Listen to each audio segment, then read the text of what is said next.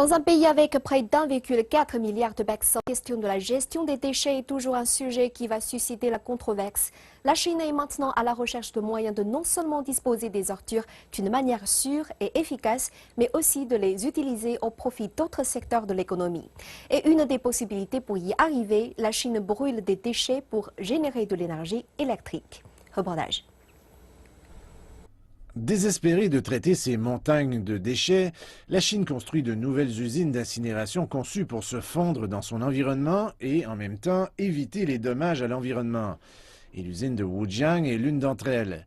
Située dans une zone éloignée, elle est conçue pour brûler 1500 tonnes de déchets par jour. La chaleur qui est générée va alimenter les turbines qui offriront un demi-million de kilowattheures d'énergie électrique au réseau. Environ 200 camions viennent chaque jour, chacun déchargeant jusqu'à 10 tonnes de déchets dans un silo qui est de plus de 20 mètres de profondeur. Nous avons déjà plus de 200 sites. Chaque jour, nous brûlons plus de 200 000 tonnes de déchets.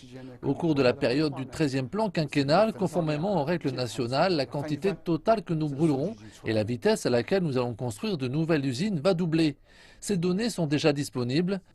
Donc pour rester conséquent avec cette évolution, je crois que dans les 20 prochaines années, les centrales d'incinération de déchets seront le premier choix, car elles représentent une bonne utilisation des ressources. Elles ne causent pas de dommages et elles réduisent la masse de déchets.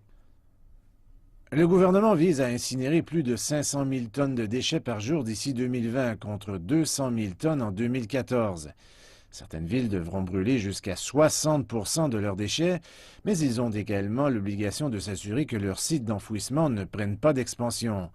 Pour atteindre cette cible, le gouvernement pourrait faire face à une certaine opposition de la part des citoyens. Le public ne comprend pas pourquoi vous voulez construire cela dans notre arrière-cour. Ils ne comprennent pas que les déchets, c'est quelque chose que nous créons tous chaque jour. Si seulement trois groupes, le gouvernement, le public et les entreprises, pouvaient parvenir à un consensus, c'est quelque chose qui doit être fait. Si ces trois parties sont équilibrées, alors nous pouvons le faire. La Chine prévoit injecter 200 milliards de yuan dans l'industrie du recyclage au cours de la période du 13e plan quinquennal de 2016 à 2020. Mais le pays a eu du mal à atteindre les objectifs précédents.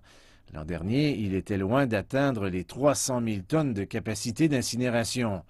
Inutile de dire qu'il y a encore un long chemin à parcourir pour que le pays arrive à résoudre son problème de déchets.